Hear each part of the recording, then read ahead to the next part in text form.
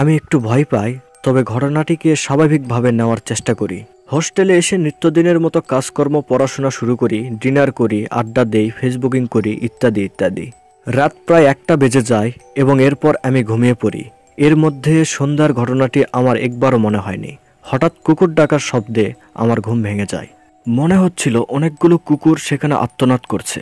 শব্দটা এতটাই প্রখর ছিল যে মনে হচ্ছিল জানালার পাশে আমাকে উদ্দেশ্য করেই কুকুরগুলো কাঁপছে। কিন্তু আশ্চর্যের ব্যাপার, আমি কুকুর তাড়ানোর জন্য জানালা খুলতেই সব শব্দ হঠাৎ করে বন্ধ হয়ে যায়, আর সেখানে কোনো কুকুরই দেখতে পাই না। আমি টর্চ জ্বালিয়ে দেখার চেষ্টা করি, কিন্তু জায়গাটি ছিল একদম ফাঁকা। আমি খুব ভয় পাই এবং জানালা বন্ধ করে রুমের লাইট জ্বালিয়ে ঘুমানোর চেষ্টা করি, কিন্তু কিছুক্ষণ পরে আবারও কুকুরের শব্দ আসতে থাকে। এইবার মনে হচ্ছিল কুকুরগুলো যেন প্রচুর ঝগড়া করছে। আমি অতিরিক্ত ভয় পাই। একটু সাহস করে আল্লাহর নাম নিয়ে জানালা খোলার পর